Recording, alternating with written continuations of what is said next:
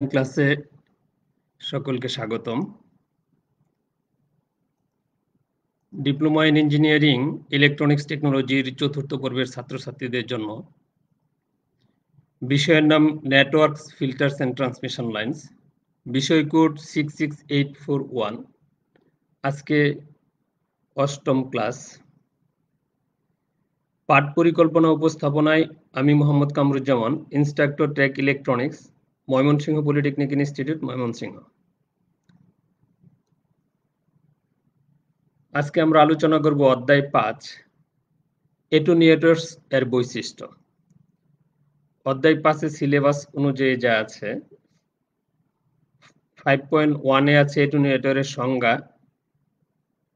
5.2 তে আছে ডেসিবেল এবং নেপার এককে অ্যাটেনুয়েশনের ব্যাখ্যা, 5.3 তে আছে অ্যাটেনুয়েটিং নেটওয়ার্কের সাধারণ বৈশিষ্ট্য, 5.4 এ আছে সিমেট্রিক্যাল এবং অ্যাসিমেট্রিক্যাল টি, পাই এবং এল টাইপ নেটওয়ার্ক সংশ্লিষ্ট অ্যাটেনুয়েটরের গাণিতিক বর্ণনা প্রদর্শন, 5.5 এ হচ্ছে পরিবর্তনশীল ও ল্যাডার অ্যাটেনুয়েটর।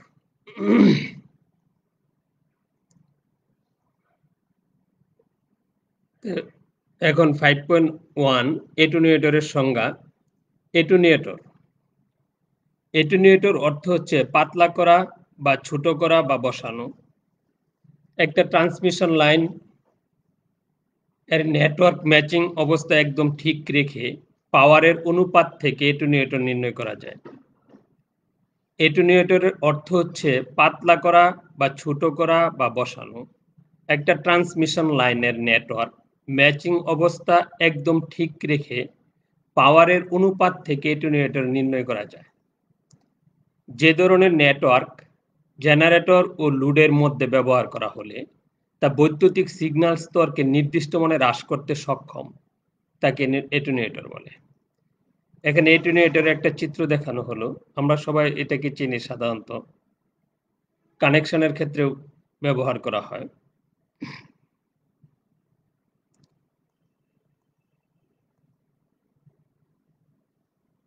তারপরে হচ্ছে অ্যাক্টিভ এবং প্যাসিভ ফিল্টারের সংজ্ঞা। Active filter. অ্যাক্টিভ ফিল্টারে অ্যাক্টিভ উপাদান এবং প্যাসিভ উপাদান বিদ্যমান। এতে অ্যাটেনুয়েশন বেশি পাওয়া যায়। অ্যাক্টিভ উপাদান হলো ট্রানজিস্টর, অ্যামপ্লিফায়ার ইত্যাদি। এবং প্যাসিভ উপাদান হলো রেজিস্ট্যান্স, ইন্ডাকট্যান্স এবং ক্যাপাসিট্যান্স। অ্যাক্টিভ ফিল্টারে বায়াসিং ভোল্টেজ প্রয়োগ করতে হয়। অ্যাক্টিভ ফিল্টারের পারফরমেন্স ভালো, অপেক্ষাকৃত উচ্চ ফ্রিকোয়েন্সিতে ভালো কাজ করে। Active filter. অ্যাক্টিভ ফিল্টারে অ্যাক্টিভ উপাদান এবং প্যাসিভ উপাদান বিদ্যমান। এতে অ্যাটেনুয়েশন বেশি পাওয়া যায়। অ্যাক্টিভ উপাদান হলো ট্রানজিস্টর, অ্যামপ্লিফায়ার ইত্যাদি, এবং প্যাসিভ উপাদান হলো রেজিস্ট্যান্স, ইন্ডাকট্যান্স এবং ক্যাপাসিট্যান্স।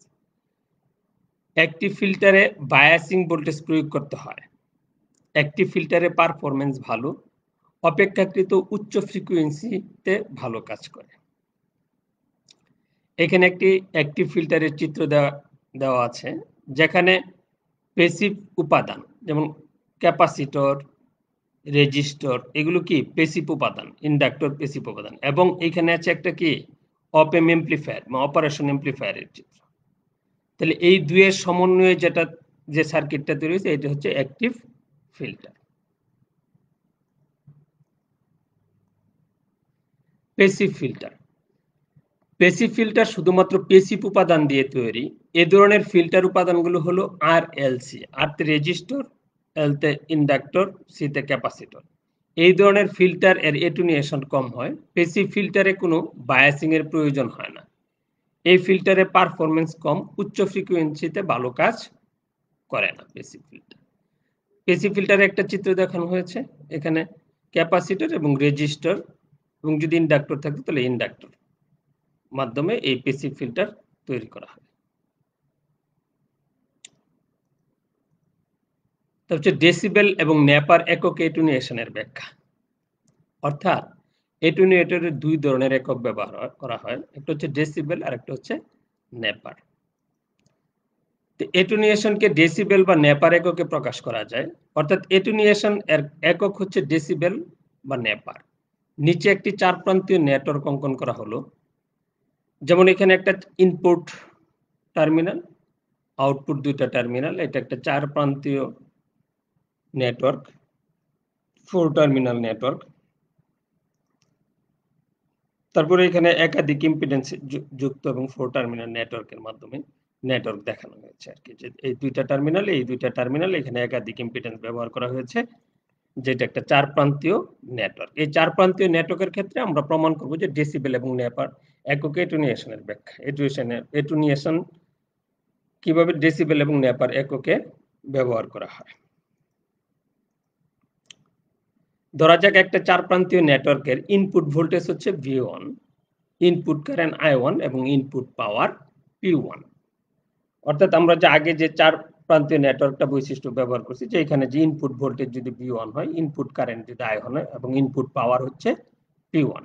তো এরকম আউটপুটের ক্ষেত্রে হবে কি, output V2, output voltage V2, output current I2 এবং আউটপুট পাওয়ার হচ্ছে P2। যদি আমরা এরকম ধরে নেই, তাহলে আমরা পাবো যে একটি 4 প্রান্তীয় নেটওয়ার্কের input voltage V1, input current I1, input পাওয়ার P1, আবার একটি 4 প্রান্তীয় নেটওয়ার্কের output voltage V2, output current I2 এবং আউটপুট পাওয়ার P2।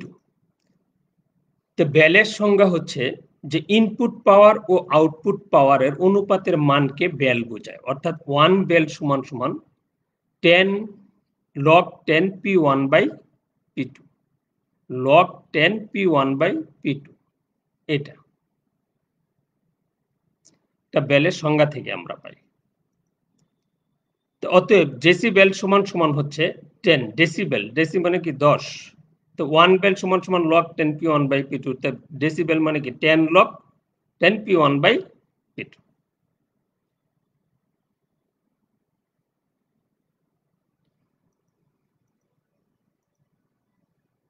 সুতরাং এটুনিয়েটেড নেটওয়ার্কের এটুনিয়েশন হচ্ছে 10 log 10 P1 by PB dB decibel. এটা 1 নং সমীকরণ। তা আমরা নরমালি জানি যে P1 সমান সমান কি, যে আয়ন স্কয়ার R0, অর্থাৎ রেজিস্ট ইম্পিডেন্স বা রেজিস্ট্যান্স যেটাই ধরা হোক না কেন R0, আর কারেন্টের বর্গ ইনটু তার রেজিস্ট্যান্স, অথবা ভোল্টেজের বর্গ বাই রেজিস্ট্যান্স, এটা হচ্ছে পাওয়ারের মান। তো সেই ক্ষেত্রে P2 তাই হবে যে P2 সমান সমান I2 স্কয়ার R0 বা V2 স্কয়ার বাই R0। তা R0 হচ্ছে নেটওয়ার্কের ক্যারেক্টারিস্টিক্স ইম্পিডেন্স। ভোল্টেজের ক্ষেত্রে ডেসিবেল এককে এটুনিয়েটর হচ্ছে 10 log 10 B1 square by Z0, B2 square by Z0। অর্থাৎ আমরা যখন কোনো ভোল্টেজের ক্ষেত্রে যখন আমরা P1 এর, এখানে কি এটুনিয়েশনের সংজ্ঞাতে কি আছে 10 log 10 P1 বাই P2, তো এখানে P1 এর মান আমি বসাই দিলাম BN স্কয়ার বাই R0 বা Z0, যেটা যে ইম্পিডেন্সের ক্ষেত্রে ধরা হয়, তো এখানে B স্কয়ার বাই Z0। সমাধান করার পর আমরা পাবো 20 log 10 B1 by B2 dB। আমরা আগের যে সমীকরণটা, এই সমীকরণ থেকে যদি আমরা সমাধান করি, অর্থাৎ Z0 ক্যান্সেল হয়ে যাবে, B1 বাই B2 স্কয়ার উপরে যাবে গা, এই পাশে 2 আসলে কি হয়ে যাবে, গুণ হয়ে যাবে। অর্থাৎ আমরা এটা সবাই বুঝতে পারতেছি যে কিভাবে 20 হলো 20 log 10 B1 by B2 dB। এবং কারেন্টের ক্ষেত্রে ডেসিবেল একক এটুনিয়েটর 10 log 10, এরকম আবার P1 বাই P2 এর মান বসাই দিই কারেন্টের ক্ষেত্রে I1 square Z0, I2 square Z0। তাহলে সমাধান করার পর আমরা পাবো 20 log 10 I1 by I2 dB। তো নেপার এককে কারেন্ট এবং ভোল্টেজের অনুপাতের ই ভিত্তি লগারিদম দ্বারা এটুনিয়েশন নির্দেশ করে।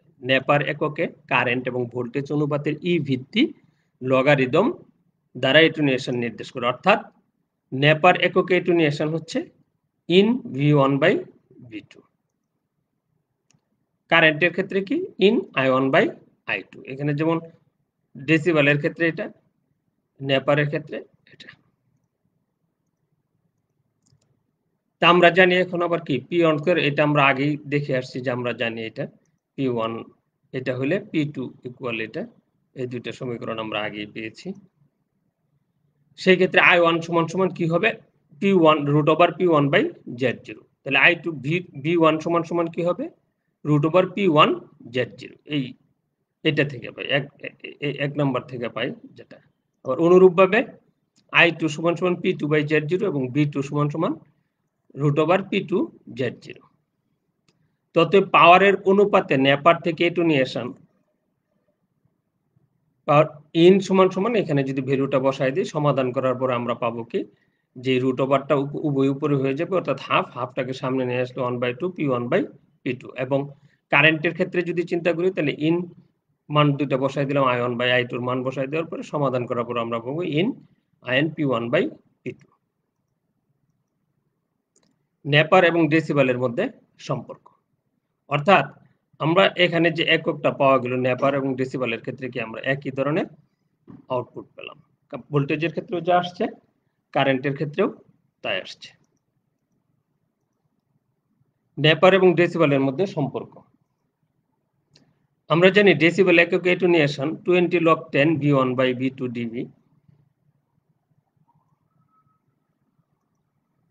এখানে IN সমান সমান 2.306 log 10 এবং আবার log 10 সমান সমান 1/2.306 ইন সমান সমান 0.4343 ইন। অর্থাৎ মানটা যদি আমরা বসাই দিই তাহলে লগের এখানে যে মান হবে মান অনুযায়ী আমি এই ভ্যালুটা পাবো, ইনের মানটা পাবো এটা log 10 এর পরিবর্তে। তো সেই ক্ষেত্রে যদি আমরা এখানে মান বসাই 20 log 10 এর মানটা বসাই দিলাম 0.4343 ইন V1/V2 dB, সেই ক্ষেত্রে আমার এই ভ্যালুটা আসবে এবং গুণ করে দিলে এই ভ্যালুটা পাওয়া যাবে 8.686 ইন্টু নেপার থেকে এককে অ্যাটেনুয়েটর, নেপার এককে অ্যাটেনুয়েটর। অতএব 1 ডেসিবেল সমান সমান আমরা কি পেলাম 8.686 নেপার।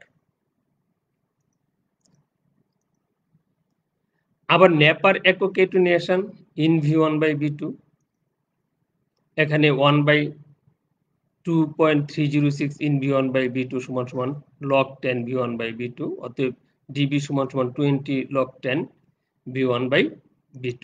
সেই ক্ষেত্রে আমরা এটার মানটা যদি বসাই দিই তাহলে আমরা এখানে পাবো 20 বাই এখানে যদি মানটা বসাই এর 20/8.686 ইন্টু 2.03 ইন V1/V2 এবং এই পুরো মানটা বসাই দিলে আমরা পাচ্ছি 1/8686 ইন্টু 20 log 10 V1/V2। তাহলে এই ভ্যালুটা কার আমরা পেলাম দেখতে পারি, তাহলে এটা ভাগ করলে আমরা পাবো 0.115 এবং এটা কি হচ্ছে ডিবি ডেসিবেল একক।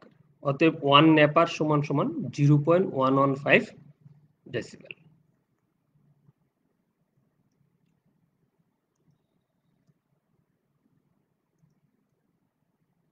তারপরে হচ্ছে 5.3 অ্যাটেনুয়েটিং নেটওয়ার্কের সাধারণ বৈশিষ্ট্য।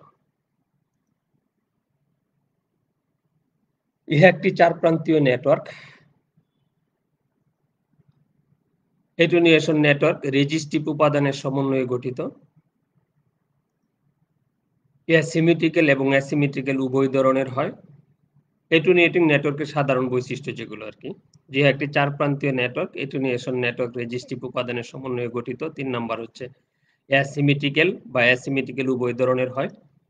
4 নাম্বার হচ্ছে ইহা স্থির বা পরিবর্তনশীল অ্যাটেনুয়েশনে প্রদান করতে পারে। 5 নম্বর হচ্ছে ইহা অবশ্যই একটা নির্দিষ্ট মানের ইম্পিডেন্সের মাঝে কাজ করে। 6 নম্বর হচ্ছে ইহা নির্দেশিত বা নির্দিষ্ট অ্যাটেনুয়েশন প্রদান করে। 7 ইহা অবশ্যই সঠিক মানের ইনপুট ইম্পিডেন্স প্রদান করে। 8 ইহা অবশ্যই সঠিক মানের আউটপুট ইম্পিডেন্স প্রদান করে। 9 অ্যাসিমেট্রিক্যাল নির্দেশিত অ্যাটেনুয়েশন প্রদান করে। তারপর হচ্ছে 4.5 সিমেট্রিক্যাল এবং অ্যাসিমেট্রিক্যাল ট্রি পাই এবং এল টাইপ নেটওয়ার্ক সংশ্লিষ্ট অ্যাটেনুয়েটরের গাণিতিক বর্ণনা প্রদর্শন। তাহলে এখানে দেখা যায় যে সিমেট্রিক্যাল ট্রি অ্যাটেনুয়েশন, প্রথমে হচ্ছে সিমেট্রিক্যাল ট্রি অ্যাটেনুয়েটর। তো একটি সিমেট্রিক্যাল টি অ্যাটেনুয়েটর এর ইনপুট এবং আউটপুট প্রান্তে দুটি সমান বাহু থাকে, যেটা একটা সিরিজ ইম্পিডেন্সকে সমান দুই ভাগে ভাগ করা যায়। আমরা আগেই জানি যে একটা সিমেট্রিক্যাল টি নেটওয়ার্কের ক্ষেত্রে দুই পাশে দুইটা ইম্পিডেন্স সমমানের থাকে, মাঝে একটা কেন্দ্রীয় শান্ট থাকে, যা নিচের চিত্রের মাধ্যমে দেখানো হলো। অর্থাৎ এই R1 এবং R3 ও R2 এটা একটা টি সিমেট্রিক্যাল অ্যাটেনুয়েটর বা টি সিমেট্রিক্যাল নেটওয়ার্ক। এখানে R1 এবং R3 এর মান একই হবে এবং R2 টা সাধারণত তাদের দ্বিগুণ হয়। এটাকে সিমেট্রিক্যাল টি অ্যাটেনুয়েটর। তাহলে আমরা এই সার্কিট থেকে আমরা দেখতে পাই যে যদি পূর্বের চিত্র হতে দেখা যায় যে প্রত্যেকটি সিরিজ বাহুর রেজিস্ট্যান্স, যেমন R1 সমান সমান R3, শান্ট বাহুর রেজিস্ট্যান্স R2। এবার পূর্বের অনুরূপ অ্যাটেনুয়েটর সার্কিটকে একটি প্রবাহ করার সার্কিটকে কারেন্ট প্রবাহ করার জন্য ভোল্টেজ সোর্স প্রদান করা হয়, যেটি নিচের চিত্রের মাধ্যমে দেখানো হলো। এখানে উপরের সার্কিটটারই একটি অনুরূপ সার্কিট অঙ্কন করা হলো, যেমন এই একটা ইম্পিডেন্স, এ আর একটা ইম্পিডেন্স, এখানে মাঝখানে আর একটা ইম্পিডেন্স, এটা একটা টি নেটওয়ার্ক।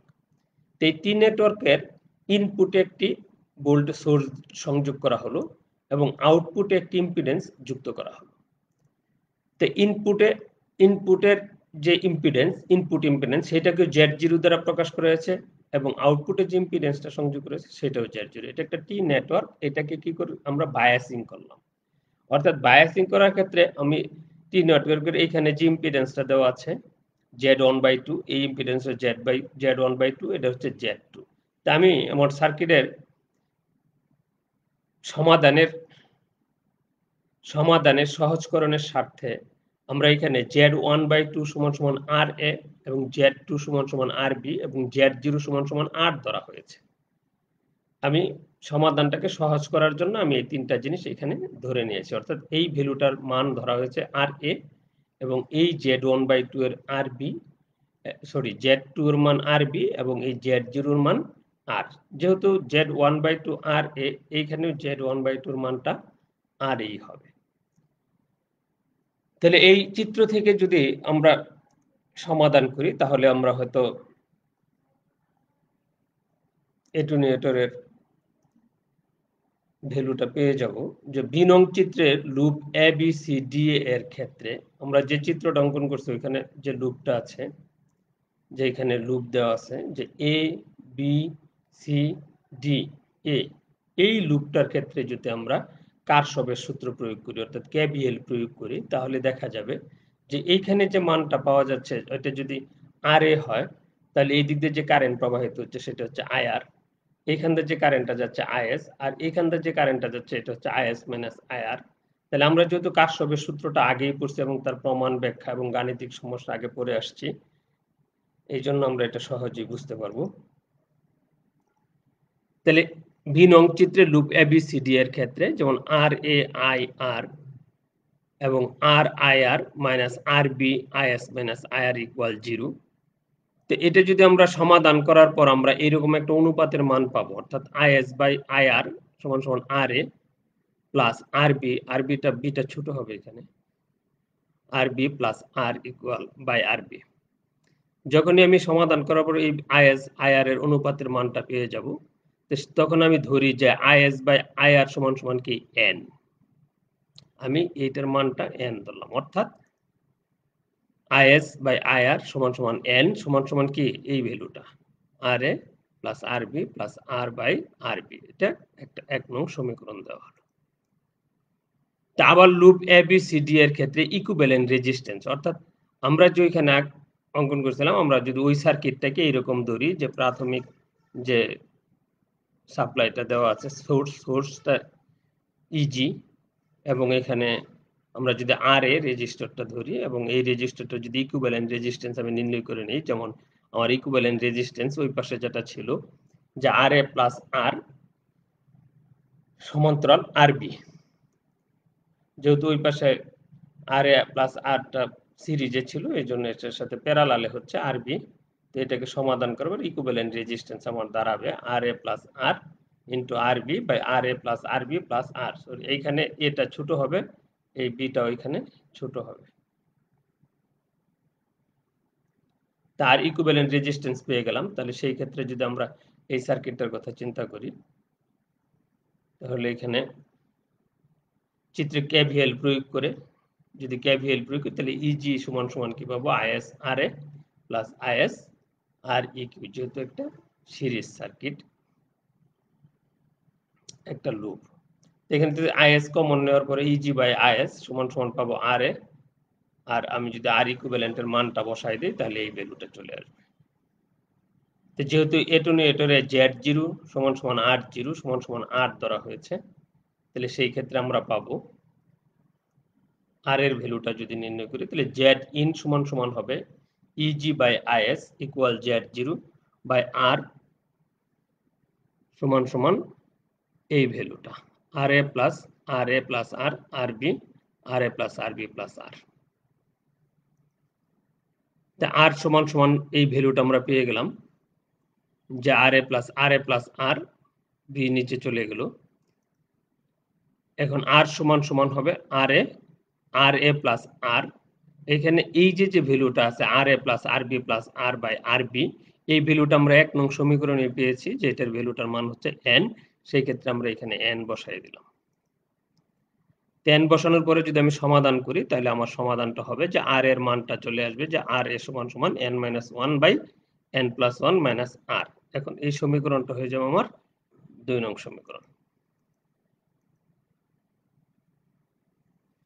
তো সমীকরণ 1 নং এ আর এর মান বসিয়ে এখন আবার 1 নং সমীকরণে যদি আর এর মান বসাই, তাহলে সেই ক্ষেত্রে আমরা পাবো, সমাধান করার পরে আমরা পাবো আর বি সমান সমান 2rn by n square minus 1। এটা হচ্ছে 3 নং সমীকরণ। তো উপরের 2 নং এবং 3 নং সমীকরণ দ্বয় n এবং ক্যারেক্টারিস্টিক ইম্পিডেন্সের মাধ্যমে যথাক্রমে এটুনিয়েটরের সিরিজ এবং শান্ট এলিমেন্ট রেজিস্ট্যান্স নির্দেশ করে। অর্থাৎ n এর মাধ্যমে ক্যারেক্টার ইম্পিডেন্সের মাধ্যমে যথাক্রমে এটুনিয়েটরের সিরিজ এবং শান্ট এলিমেন্ট রেজিস্ট্যান্স নির্দেশ করে। তা আমরা যদি সেই ক্ষেত্রে নির্ণয় করি যে n সমান সমান আমি আগেই ধরছিলাম যে আইএস বাই আইআর সমান সমান ই টু দি পাওয়ার গামা, যেখানে গামাটা হচ্ছে নেপার বা ডেসিবেলের এককে প্রকাশিত। তো সেই ক্ষেত্রে গামা সমান সমান হচ্ছে 20 log 10 আইএস বাই আইজি, অর্থাৎ ইকুয়াল আইএন বাই আইজি। তো এন হচ্ছে এনটি লগ গামা বাই 20, যেখানে গামা হচ্ছে ডেসিবেল একক, আর এন হচ্ছে এনটি লগ গামা, যেখানে গামা হচ্ছে নেপার এককে। যখনই N N T log gamma by 20 তখন গামাটা হচ্ছে ডেসিবেলে, যখনই এন এনটি লগ গামা যখন গামা হচ্ছে নেপার এককে। তাহলে এইখান থেকে আমরা নেটওয়ার্কের 4 নংয়ের যে পাওয়া গেল যে অর্থাৎ একটা সিমেট্রিক্যাল টি এটুনিয়েটর, অর্থাৎ একটা সিমেট্রিক্যাল সার্কিটের টি এটুনিয়েটর। দেখুন এরকম অ্যাসিমেট্রিক্যাল নেটওয়ার্কের টি এটুনিয়েটর আছে, সিমেট্রিক্যাল নেটওয়ার্কের পাই এটুনিয়েটর, অ্যাসিমেট্রিক্যাল নেটওয়ার্কের পাই এটুনিয়েটর, সিমেট্রিক্যাল এল এটুনিয়েটর, অ্যাসিমেট্রিক্যাল এল এটুনিয়েটর। তো এইগুলোকে আমরা বাছাই করব। যেহেতু আমি একটা দেখাই দিলাম, এখানে দেখাইছি যেটা সিমেট্রিক্যাল টি এটুনিয়েটর, আর বাকিগুলো আমরা বাসায় কি প্র্যাকটিস করব, বাসার থেকে প্র্যাকটিস করব।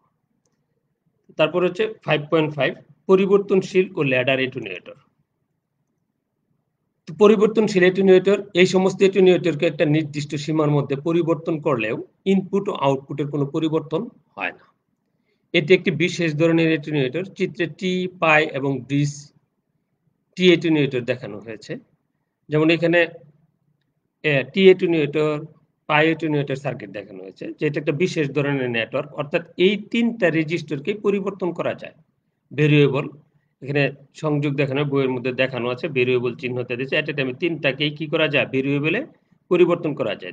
পরিবর্তন করলে এদের ইনপুট আউটপুটে কোনো পরিবর্তন হবে না। যেমন পায়ের ক্ষেত্রে এই 3টাকে পরিবর্তন করা যায়, কিন্তু ইনপুট আউটপুটে কোনো পরিবর্তন হবে না। যেমন এখানে একটা বৃষ্টি নেটওয়ার্ক দেখানো হয়েছে, যেমন এখানে 4টা রেজিস্টার আছে। এট এ টাইমে 4টাকে ভেরিয়েবল করা যায় না, 3টার বেশি করা যায় না। নিচে লেখা রয়েছে 3টি রেজিস্টরকে একই সাথে পরিবর্তন করা যায়, 4টি রেজিস্টরকে একই সাথে পরিবর্তন করা যায় না। তো এটা একটা বিশেষ ধরনের নেটওয়ার্ক, পরিবর্তনশীল অ্যাটেনুয়েটর। তারপর হচ্ছে ল্যাডার অ্যাটেনুয়েটর। 2 বা ততোধিক ট্রি বা পাই অ্যাটেনুয়েটরকে পরস্পরের সাথে সিরিজে সংযুক্ত করা হলে যে অ্যাটেনুয়েটর গঠিত হয় তাকে ল্যাডার অ্যাটেনুয়েটর বলে। ল্যাডার অ্যাটেনুয়েটরের 2টি প্রান্ত থাকে, একটি প্রান্ত লোডের সাথে এবং অপর প্রান্ত ইনপুট সিরিজের সাথে। এখানে একটা আমরা ইনপুট সিরিজের সাথে ইনপুট ল্যাডার নেটওয়ার্ক দেখানো হয়েছে। ল্যাডার অ্যাটেনুয়েটর বলতে এখানে যেমন এটা একটা টিএল সেকশন, এটা একটা টি, এটা একটা টি, এটা একটা টি পরপর, বা অথবা এটা একটা পাই, এটা একটা টি, এটা একটা পাই, এরকম টার্ম বাই টার্ম একত্রে যোগ করে যে নেটওয়ার্কটা একত্রে সংযোগ করা হয় সেটা হচ্ছে ল্যাডার অ্যাটেনুয়েটর। এটারও 4টা টার্মিনাল, এই ইনপুটে 2টা টার্মিনাল, আউটপুটে 2টা টার্মিনাল।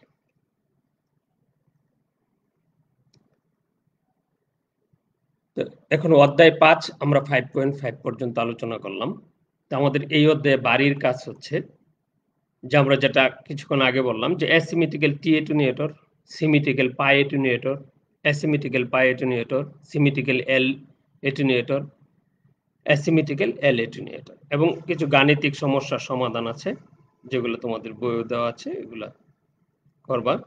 আমার মনে হয় প্রমাণের সাথে মিলাই করলে হয়তো হয়ে যাবে ইনশাআল্লাহ।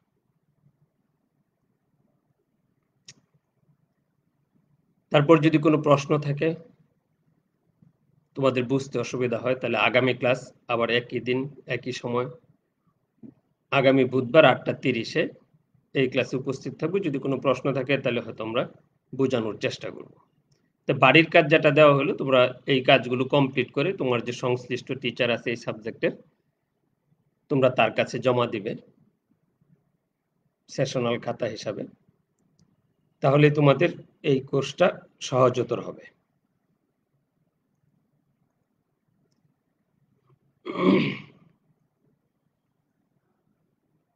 আর এই ক্লাসটা বারবার দেখার জন্য তোমরা এই সাইটে www.skill.gov.bd.com এখানে রেকর্ডিং অবস্থায় আছে, তোমরা এই ক্লাসটা চাইলে বারবার দেখতে পারবে এবং এই ওয়েবসাইটে তোমরা সেটাকে পাবে, সংরক্ষণ থাকবে। আগামী ক্লাসে আলোচনা হবে অধ্যায় 6। অধ্যায় 6টাও একটু দেখিয়ে দিচ্ছি যে এখানে কি কি আছে সিলেবাসে।